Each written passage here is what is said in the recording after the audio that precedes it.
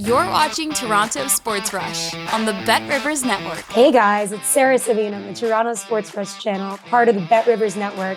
I'm joined for a very special edition of the show with channel contributor and NHL analyst EJ Hradek. EJ, they did it. Yes, they did. They did. The Toronto Maple Leafs avoided catastrophe, disaster. I don't know what other adjectives we could use, but after getting a 3-0 series lead, losing in overtime in Game 4. Game 5 was I felt, a lethargic effort. And give the Ottawa Senators credit, they played very well. Mm-hmm. But the Leafs were able to kind of dig in on the road, get the lead, lose the lead, and then, of all people, as we all predicted, Max Pacioretty, 36-year-old Max Pacioretty, who hadn't scored in months, would end up scoring the game-winning goal. So congratulations to Max. And, hey, good for the Leafs. A real team victory. Everybody was kind of pulling the rope there, and they got through it. The Max Pacioretty situation was such a hilarious kind of microism of the playoffs because he had a rough previous game. Everyone's yelling at him on Twitter, like, why is he still in the lineup? What are we doing? Then he contributes on one of the crucial goals, and then he scores the goal. What's your initial reaction when he does that? Well, I mean, it's just a reminder of this game. And, David Perron ended up scoring the tying goal in the game for the Ottawa Senators, right? Who's also a guy that's been long in the tooth. And, some people might suggest in Ottawa, there's been times when he probably should come out of the lineup. I mean, it's kind of crazy. You got to give Craig Berube a lot of credit because I was like a lot of those critics who were like, boy, I'm surprised Nick Robertson didn't come back in just for a little spark, a little jump. And he has, like Sarah, he has this year when he's been scratched come in and given them a little bit of juice and a little jam into their lineup. And Berube went with Pacioretty and he even moved him up in the lineup. He had him on that second line and he ended up assisting on Nylander's goal. And then when he shuffled the lines again in the third period, moving him back down with Domi and Holmberg, he ends up with that goal, kind of a seeing eye shot from the high slot. And really good for Max because, I mean, Sarah, you know the story. I mean, he had two Achilles injuries, I think, inside of 6 months. He kind of battled through some time with Carolina and Washington and comes to Toronto as, kind of at the last stage of his career here and earns a spot on the team and, gets to play. He did not play the first couple of games of the playoffs, gets to come in. And in the end, he's a big contributor. So the Leafs move on. And now the bad news. They face the Florida Panthers, who seem just fine and seem just every bit as good as they were last year when they won the Stanley Cup. God, let's talk about the Panthers for a second. That last game against the Lightning was one of the scariest hockey games I've ever witnessed. I'm like, the Panthers are back and they're going to feast on their next opponent. How serious is this? That's pretty serious. It's pretty serious. I got to the mind that after watching the Panthers in the first round, and because there was questions, right? Like, was Matthew Tkachuk going to play? How are the other players on the team? Are they going to, some of these guys had been a little dinged up or a little longer in the tooth, and so much hockey in the last 2 years. They seem to be just fine. Bobrovsky played very well. He outplayed Vasilevsky. So, I came to the thinking that it really didn't matter who won the Toronto-Ottawa series. I don't think either team is going to beat Florida, and I stand by that. But you know what? The Toronto Maple Leafs come in. They got to feel good about themselves. They've had a really good season. They played some really good close games with the Florida Panthers all year long. They'll have to dig in, look at the video. Now we're in a situation where it's a 7-game series. I do think, everybody will have to chip in. Craig Berube made that point is everybody has to be part of this. You can't focus so much on just those top 4 players. And, when you look at what he did with ice time last night, no forward, less than 10 minutes and 20 seconds, not more than 19:07. No D, less than 15:16, not more than 22:51. So everybody had a piece of this. There was nobody on the end of the bench, really. Everybody had a little part to play. But that said, I do think the Florida Panthers present somewhat of a physical challenge. They're a little bit bigger. They want to dump the puck in. They make you dump it in.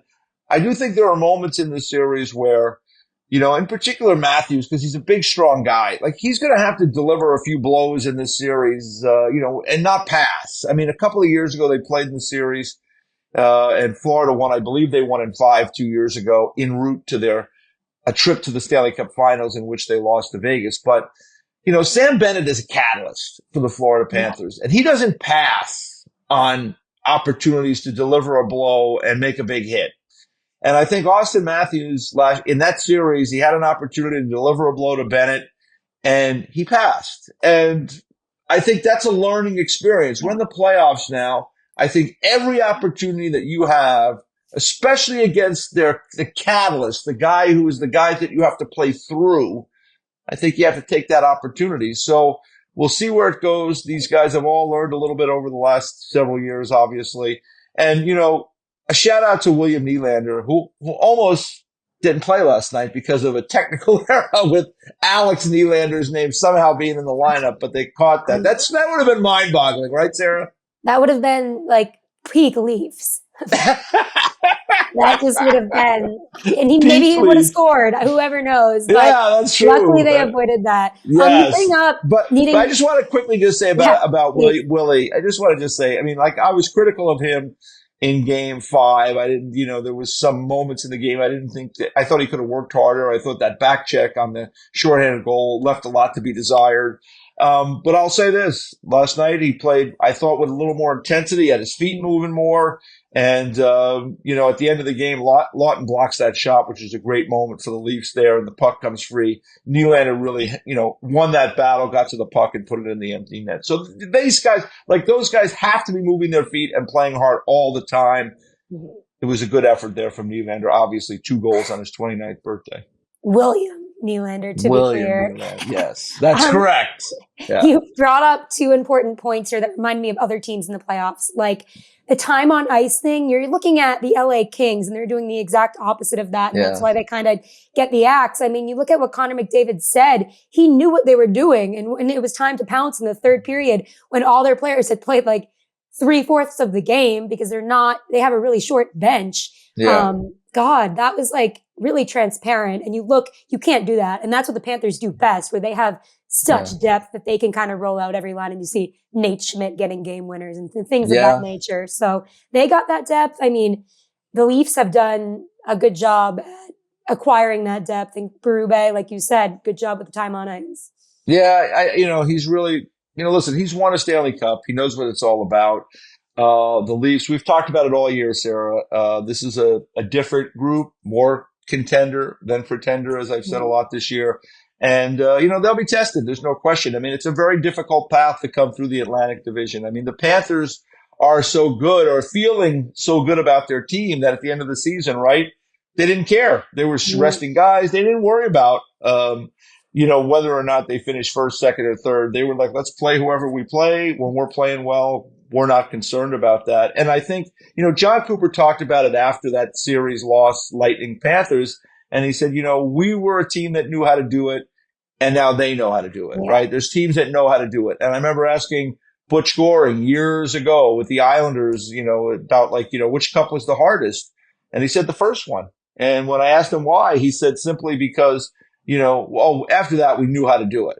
And there is a little bit of a formula and an understanding of how things go to go through 4 rounds of a playoffs and win the Stanley Cup. So that's the thing with the Florida Panthers. They understand how to get it done.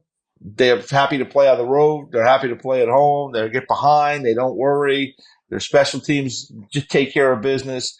You know exactly what they're going to do. They're going to get to center ice. They're going to rim the puck around. They're going to have somebody coming down the other side wall. They might rim it back around. They like to change the geography in the offensive zone, change the angle of attack. They might rim it back the other way and get you kind of out of sorts in the D zone. That's who they are. They have really good depth. They have really good lines 1 through 4 when everybody playing well. Their defense is big and strong.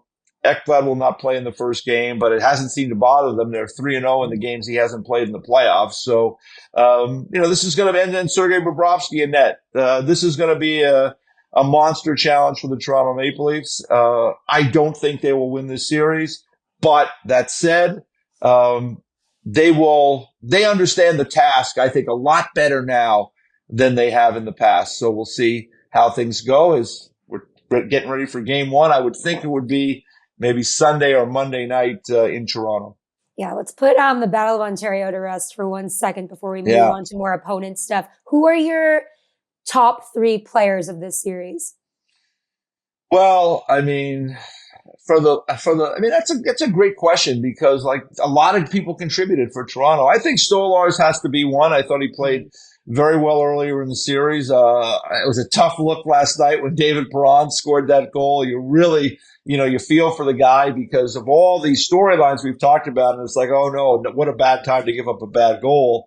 But, they picked him up. So, I would say, you have to think of Stolarz for the Leafs. I thought, when I think about it, it's really, it's hard to say, Sarah, because I thought they all had moments. Like nobody, like I said, Nylander was good last night. Wasn't really good in Game 5. Matthews was, I thought, steady throughout. And how about that shot on the power play? I mean, that low shot that just found just the right spot going into the net. So I mean, at a crucial time. They needed to get that power play goal. Remember, the first part of the series, 5 for 9 in the first 3 games on the power play. The last 2, 0 for 7 with 2 shorthanded goals against. There weren't going to be a lot of power play opportunities. They only had 1 in the game, but they took advantage of it.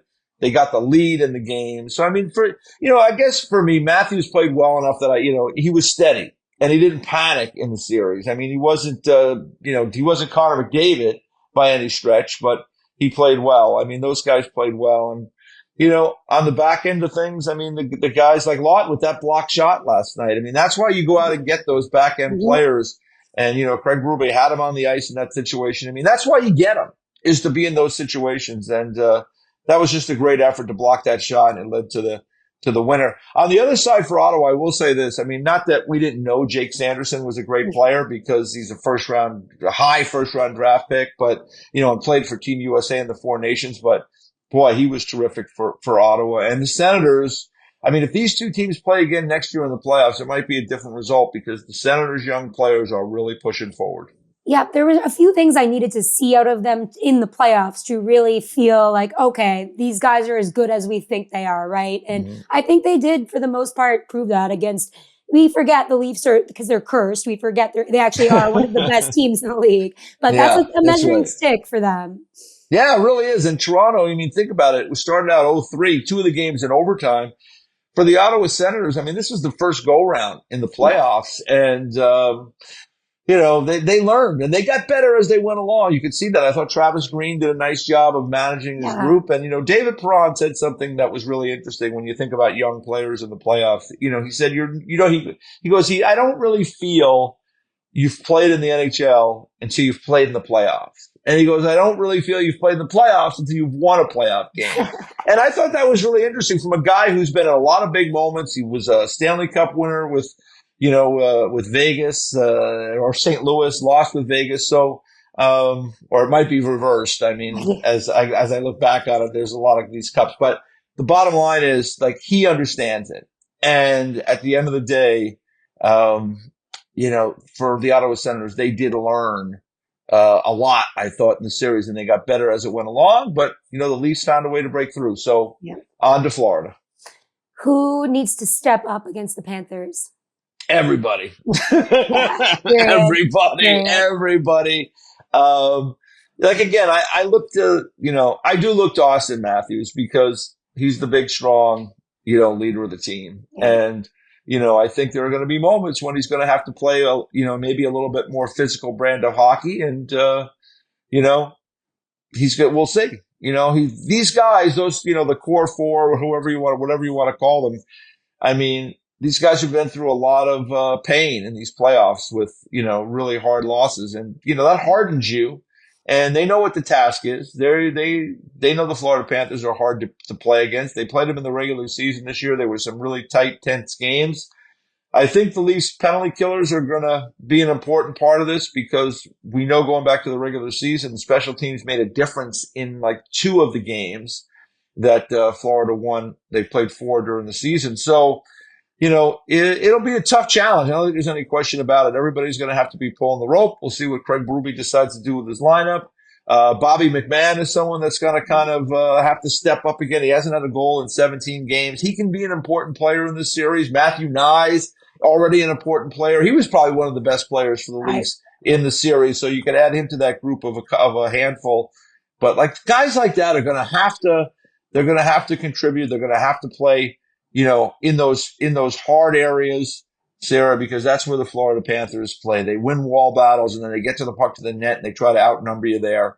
It's got to be a challenge. I really can't get over Matthew Nyes. That Yeah. net front presence was so missed with the Leafs before, and he's just there. He's fearless. He's boxing people out. He's got the big body. He's got the skills too. I love watching him. Yeah, he's a terrific player. And, it's one of those things too, because in past years, right, the Leafs were trying to make pushes and, trading at the deadline and, would they trade Nyes? And it was, as we've seen, don't trade your good young prospects. Just a little note for all managers, chasing a Stanley Cup, because it usually doesn't work out great for you. The Leafs did not do that, and Matthew Nyes has become a really important piece of their team. And he's going to have to play well against the Panthers. And, Sarah, one other thing, too, the Leafs have those 3 ex-Panthers that played on the Panthers team last year, in Lorenz, in OEL, and Stolars. So, those are players that, listen, the teams, they do their work. They watch video. These teams know each other very, very well. But they have 3 guys that were in that room that were listening to all those conversations over the last year or so that, a little extra intel doesn't hurt. Yeah. How far do you think that goes? Well, I mean, listen, at the end of the day, you got to have the players, right? I mean, you can, I could know exactly what the Florida Panthers are going to do. It doesn't do me any good.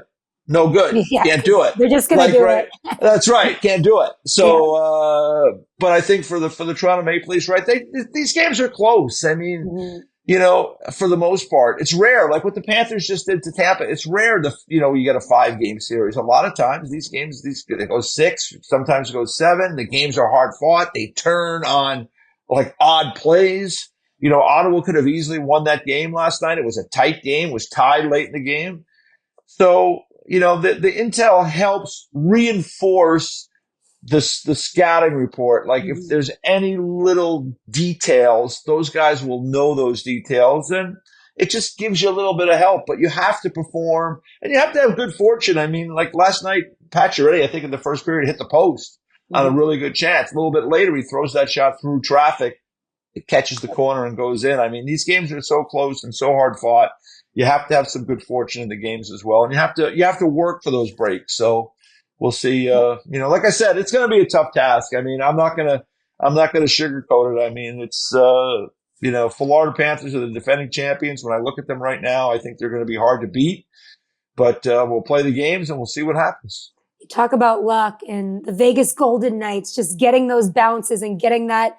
Recognizing that offsides and the series completely changes. Bruce Cassidy even said we were lucky about that one. It does play such a factor. Yeah, because there's not, as there's usually not a ton of goals scored in these games. I mean, it's not like basketball where they just trade back and forth scoring points. I mean, last night was 4-2 with an empty netter. There's only a handful of opportunities to change the score and change the dynamic of the game. And that was good fortune for Vegas. They identified that offside. And really, because of the fact they had to check to see if that goal by Ryan Hartman wasn't kicked in, gave them a little bit more time to look at it and be clear in their decision. So, but they made it work, right? In overtime, they ended up scoring. So they took advantage of that break. I mean, look what happens in LA and, Edmonton. That's been said. That was such a crazy series where LA could have swept.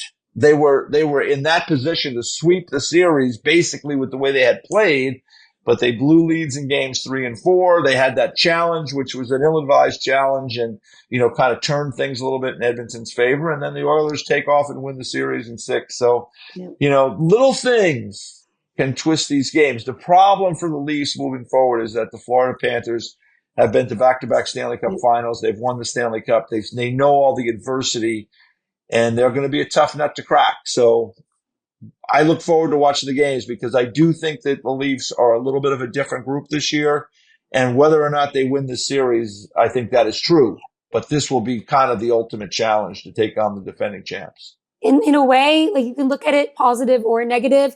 It stinks that they have to beat the team that I feel like nobody has a great chance in the league of beating the Panthers at any point in the playoffs. But if they beat the Panthers, they might win the cup. You know what I mean? Hey, if you can beat the Florida Panthers, you can win the Stanley Cup. But the problem with that is if you beat the Florida Panthers, you don't get the Stanley Yeah, Cup yet. yeah. You You know have to what? win two more Wow. series. And we've seen that movie where teams have, done the favor of knocking out a team like that. Yeah. And then they eventually, because they don't match up well or whatever the circumstances, it takes a lot out of you. It doesn't happen for you. That's the beauty of the Stanley Cup playoffs. I mean, it's such a grind to go through four best of seven series. I mean, think about things in the West era with Dallas and Colorado. I mean, they're headed to a game seven. Those are two of the very best teams in the league. Those games have been crazy. Dallas is missing two star players, and yet here they are in a game seven. And, think about that path for one of those teams. I mean, not easy. I mean, last year Dallas had to go through Vegas and Colorado. By the time they got to Edmonton, they weren't quite the same team, and the Oilers beat them and advanced to the finals. So the path is always hard, and that's why this year the Washington Capitals and the Carolina Hurricanes have a unique opportunity because they've had a path of lesser resistance in the first round. Now they'll play one another. We'll see where it goes. I favor Washington. But Carolina's got a lot of playoff experience, so that should be an interesting series as well. Yeah, there's a lot of, just variables in that one. So I guess we'll see what happens. But you got the Panthers beating the Leafs. Yeah, I think the Panthers beat the Leafs. I think the Capitals beat the Hurricanes. And I think that would be, I think of all the teams remaining in the East, I think the Washington Capitals' size is a factor. And no, they're not experienced in the postseason, at least several of their guys. And Logan Thompson is still proving it along the way. And he's played well. Played well in the first series last year against Dallas when he was used in those games. And he played well at a lot of different moments in this Montreal series. If they can get past Carolina, I think they could present a problem for Florida just because, they're a team that can beat you on the power play, and they're big, they're strong, they're physical, and that might present an issue. But, Florida, of the teams in the East, they're going to be hard to beat. Yeah, 100%. All right. Thank you for your time, EJ. I agree You with your got it? takes there. I want to see the Leafs give us 7 games, though. Yeah, that would be awesome. And, we'll see. I mean, they got the first 2 games at home. I almost prefer if they were starting on the road, to be honest with you. But they're starting at home, and, they'll have a couple days at least to get ready for it. They know the task. So, we'll see. But, they've done a good job this year. Craig has done a good job. And, with all the different, as we get ready for the playoffs, if we get ready for the second round, and, we have all this swirling outside of it, right? With all these coaching changes. Mike Sullivan ended up getting the Ranger job. We thought that was going to happen. I mean, you go back, the hiring of these guys is important. Craig Berube was a really important hire for the Leafs, and, he's really pushed this team into a good spot. So we'll see how they do against Florida. Yep. You ask yourself sometimes, what really is the impact of a coach? And it's a lot of the times you find out in the playoffs. Yeah. Yeah. I mean, I just think in this case, he was a good hire because this is a unique market in Toronto, and you're dealing with the media seemingly 3 times a day. Yep. And, he's not bothered by it. I think he has a command of that, of his team, and he knows what he wants to do, but at least he has a presence, and he has a presence with the media.